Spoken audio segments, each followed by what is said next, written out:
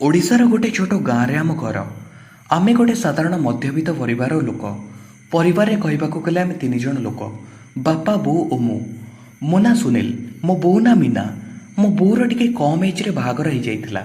बापा बोटू 8 वर्ष बड़ मते 21 वर्ष आउ मो देखा भी बहुत हृष्टपुष्ट गोटे पुओ होइथिबारु घरे बो मते बहुत भल पाए। मो माउसीर दीटा झील थिला माउसीर पुणी आउ गोटे झील हेबारु माउसी बो सह कथा ही तार 6 मासर छोट झील को आमको देला। एमितिरे भी तो मो घरे गोटे पुओ थिले मो बापा मांकर आउ केही पिलापिली नथिले से आम घरे आम झील ही रहिला। बोर एज जेहेतु अधिका नुहे मेडिसिन खाइबारु बोर क्षीर मते हैला तेणु किछि भी असुविधा नथिला। बो भी निज पिलाठू तार अधिका जत्न नेउथिला जेहेतु क्षीर पई बो मेडिसिन खाउथिला तार दूध सबुबले फुलिकी रहउथिला आउ बेले बेले तो बो ब्लाउज दूध भुंडी पाखरु क्षीर टिके बोईके ओदा हो जाए कहीं केजाणी बोर दूध को देखी मो बांड सबुबले छिड़ा हुए।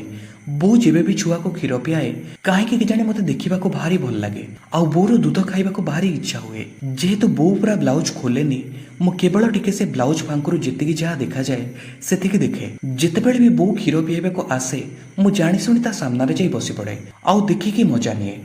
दिने संध्या बेले घरे केही भी नथिले बो मो पाखरे आसी बसिला आउ कहिला जेबे मु झील को क्षीर पियाबी सेतेबेले तू अनेबुनु। मु पूरा डरी गली मु भाविली बो बोधे सबु कथा जानी देइची। बो तापरे कहिला से क्षीर पीला बेले तू अनौचु बोली दृष्टि पड़ुची तार पेट भी खराब होउची खाली बांती करी देउची सबु तोर क्षीर पीबा को इच्छा होउची कि भाई मु तो पूरा डर जाइतिली मु किछि न कहि चुप रहिली। बो तापरे कहिला देख तू भी मो पुओ आगुरु भी छोट बेले मोटू क्षीर खाइछु तेणु जदि तू खाइबा को चाहूचु ताहेले मु किछि भी माइंड करिबिनी हेले झील खाइला बेले अनेबुनु कि ए कथा काहा आगरे भी कहिबुनु। तापरे मु कहले हौ। बो तापरे कहिला राति रे समस्ते सोई पड़िबा परे मु डाकिबी। मु किछि न कहि मुंड टुंगारली आउ सेटो पळे आसली। राति पाखापाखि 10:30 बेले गाँव रे समस्ते सोई पड़ती। आमर 2टा रूम आउ गोटे रोसई घरटी टिके बड़ अच्छी दांड पिंडा बारेंडा रे गोटे खटा पड़ी। बापा सबुबले सेठी शुअती जेहेतु टिके सेठी थंडा लगे। से दिन बापा शोइबा परे मु शोई थाए मते टिके निद भी आसुताए।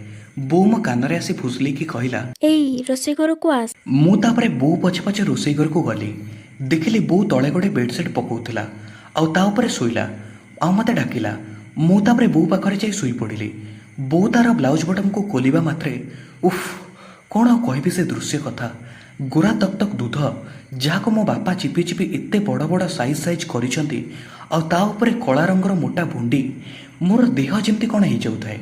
बो तापरे अणई ही मो आड़ को मुह करी ता दूध को अणई मो पाटिरे पुरेला। मते प्रथमे बो सामने टिके लाज लागुथिला तेणु मु केवल बो दूध भुंडी को जीभरे शोषुथिली। बो तापरे मते कहिला अरे गध एमिति कोन खाली जीभ मारुचु आउ टिके पाटी भितर को पुरई चुचु मु ताहाले जाय क्षीर बाहरिबो। बो तापरे मो आड़ को टिके आउची मोर मुंड को ता दूधरे चापी धरला। मु भी बो को कुंडई धरी बो दूध को चुचुमी चुसी चलली। किछि समय चुचुमिबा परे जेबे से दूधरु क्षीर सरीगला बो ता बाँ पट दूधटी को आनी मो पाटिरे देला आउ मो पिठी को जाबुड़ी धरला। मो बोर गोटे दूध को हाथ में चिपिबा सहित अन्य दूध को मो पाटिरे पुरे चुचुमी खाउथिली। बो ता आखि बंद करी ओठ को चापी सेमती सोई थाए। मते लागुथाए बोर बोधे गिया अभाव होउछि कारण बापाटा ठीक से घरे रहू नांती पुणी राति रे आसिले बारेंडारे शोउचंती। किछि समय बोर दूध को एमिति चुचुमिबा परे बोर दूधरु जेबे क्षीर सरीला मो बो दूधरु मुह बाहर कली। बो दूध पूरा नालुआ हो जाए। बो तापरे उठिकी बसिला आउ तार चुटी को धरी बांधिला आउ ब्लाउज बटन देकी हसिकी कहला एबे मन खुशी तो चल जीवा काले बापा उठी जिवे आउ मने अछि टी मु झियो को क्षीर पियाइला बेले जमा भी अनेबुनु। मु कहली हाँ। तापरे आमे गलु आउ सोइलु। तापर दिन जेबे बो झियो को क्षीर पियाए मु आउ अनाएनी हेले अन्य समय मोर नजर सबुबले बो दूध उपरे थाए। जेबे बो देखे मोर नजर बो दूध उपरे अछि बो टिके मुर्केकी हसी दिए आउ तार साड़ी को साइज कर दिए जेहेतु बोर दूध कंदी सबुबले देखा जाउथाए। बोर ब्लाउज भितर हलुथिबा दूध को देखी मु एंजॉय करुथाए। तापरे राति को मु अपेक्षा करिथाए जे केतेबेले बो आसी मते डाकिबो पुणी क्षीर पीवा को देव। समस्ते सोई पड़िबा परे बो मो रूम को आसी मते डाकिला। आमे तापरे रोसई घर को गलु। बो तापरे कड़माड़ी मो आड़ को मुह करिके सोइला आउ ता ब्लाउज खोलिला। मु बो को कुंडई धरी तार डाहाण पट दूध को पाटिरे पुरे चुचुमिबा को लागिली। पूर्व दिन अपेक्षा आज टिके अधिका क्षीर थिला। तापरे बो कहिला ଆଜି ମୁଁ ଝିଅକୁ ଗାଈ କ୍ଷୀର ପିଆଇଥିଲି ଆଉ ତୋ ପାଇଁ ରଖିଥିଲି ତାକି ତୁ ଟିକେ ଅଧିକା ପିଇପାରିବୁ। ମୁଁ ତାପରେ ହସିକି ବୋଉର ଦୁଧକୁ ଗୋଟେ ଚୁମା ଦେଲି ଆଉ ବାଁ ପଟ ଦୁଧଟିକୁ ହାତରେ ଚିପି ଚିପି ଡାହାଣ ପଟ ଦୁଧକୁ ଚୁଚୁମି ଚୁଷି ଚାଲିଲି। ଆଉ ତାପରେ ହସିକି ବୋଉକୁ କହିଲି ମତେ ବଢିଆ ଲାଗୁଛି ଏମିତି ଖାଇବାକୁ ଆଉ ଦିନରେ ବ୍ଲାଉଜ ଉପରେ ଦେଖିବାକୁ ବି ବହୁତ ବଢିଆ ଲାଗୁଛି। ବୋଉ ତାପରେ କହିଲା ଦିନ ସାରା ଆଜି ମୋ ଭୁଣ୍ଡି ପୁରା ଛିଡ଼ା ହେଇକି ଥିଲା ଆଉ ଯେମିତି ଅଧିକା ଓଜନିଆ ଲାଗୁଥିଲା। ମୁଁ ତାପରେ କହିଲି ସେଥିପାଇଁ ତ ତୁ ଆଜି ବହୁତ ସୁନ୍ଦର ଦେଖାଯାଉଥିଲୁ। ମୁଁ ତାପରେ ସିଚୁଏସନର ଫାଇଦା ଉଠେଇ ନ ଜାଣିଲା ଭଳି ବୋଉକୁ ଜାଣିଶୁଣି ପଚାରିଲି ହେଲେ ତୋ ଭୁଣ୍ଡି ଏମିତି ଦିନ ସାରା ଛିଡ଼ା କାହିଁ ହେଇଥିଲା? ବୋଉ ତାପରେ ହସିକି କହିଲା କାଲି ରାତିରେ ତୁ ଯେଉଁ ଚୁଚୁମିଥିଲୁ ଆଉ ଚିପିଥିଲୁ ସେଥିପାଇଁ। ମୁଁ କହିଲି ବୋଉ ଯେବେ ମୁଁ ତ ଦୁଧକୁ ଚିପୁଛି ତତେ କାଟୁନି ତ?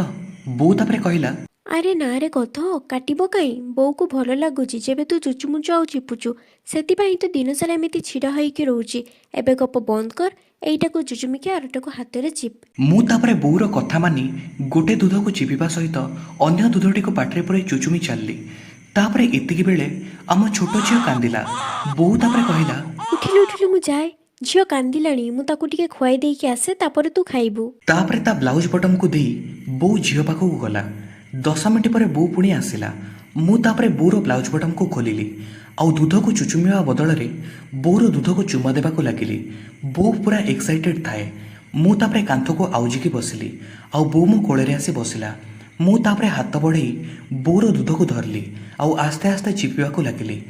ବୋଉ ଦୁଧ ଭୁଣ୍ଡିକୁ ଆସ୍ତେ ଆସ୍ତେ ଚିପିବାରୁ ସେ ପୁଣି ଟାଣ ହେଇକି ଛିଡ଼ା ହେଲା।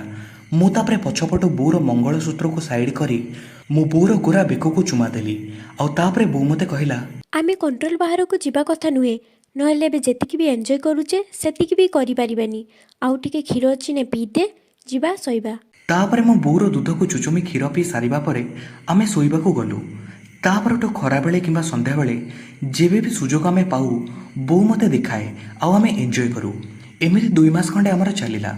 ବାପା ଏସବୁ କିଛି ବି ଜାଣିନଥାନ୍ତି। ହେଲେ ଦିନେ ଆମ ଘରକୁ ମୋ ବୋଉର ବୋଉ ମାନେ ମୋ ମାମୁଁ ଘର ଜେଜେମା ଆସିଲେ। ମୋର ମାମୁଁ ନାହାନ୍ତି, କେବଳ ମୋ ବୋଉ ଆଉ ମାଉସୀ 2 ଭଉଣୀ। ମାମୁଁ ଘର ଜେଜେ ସରକାରୀ ଚାକିରି ବି କରିଥିଲେ, ତେଣୁ ସମ୍ପତ୍ତି ବାଡ଼ି ବି ବହୁତ ଅଛି।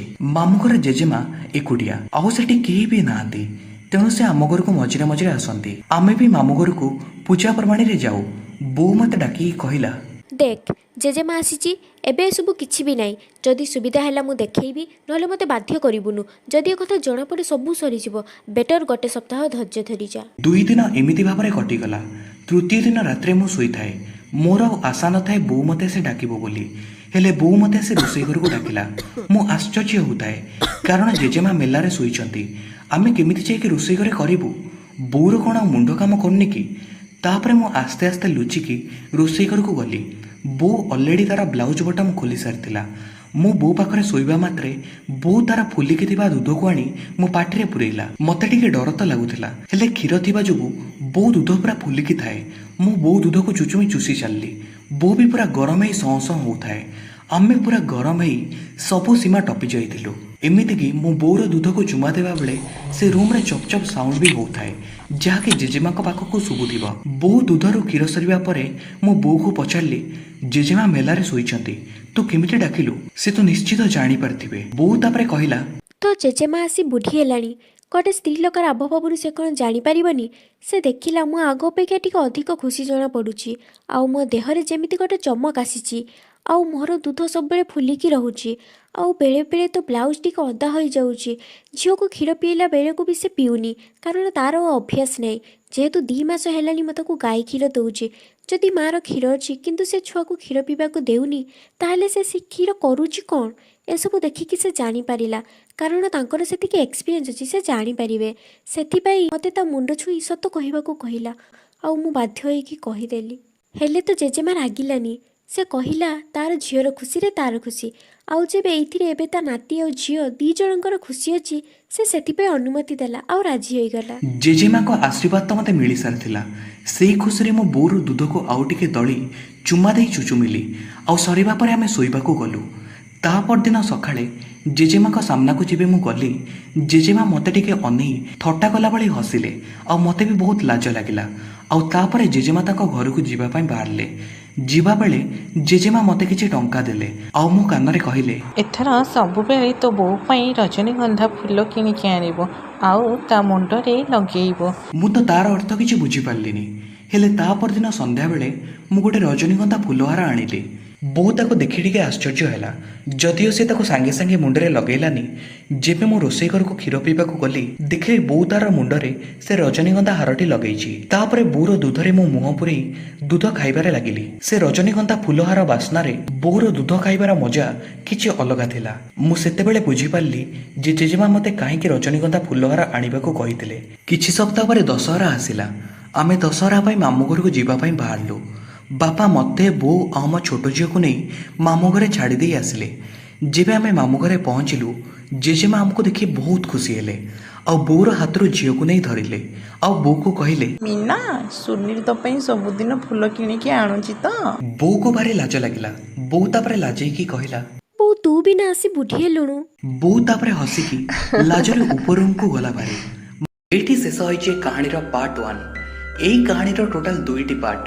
ପାର୍ଟ 2 ଦେଖିବା ପାଇଁ ଆମ ଟେଲିଗ୍ରାମ ଚ୍ୟାନେଲ ଜଏନ୍ କରନ୍ତୁ। ଜଏନ୍ କରିବା ପାଇଁ ଲିଙ୍କ କମେଣ୍ଟ ସେକ୍ସନରେ ପିନ୍ କରାଯାଇଛି ଓ ଡିସ୍କ୍ରିପ୍ସନରେ ଅଛି। ପାର୍ଟ 2 ୟୁଟ୍ୟୁବ ଚ୍ୟାନେଲରେ ଆଉ ଅପଲୋଡ କରାଯିବ ନାହିଁ। ତାହା କେବଳ ଆପଣ ଆମ ଟେଲିଗ୍ରାମ ଚ୍ୟାନେଲରେ ଦେଖିପାରିବେ।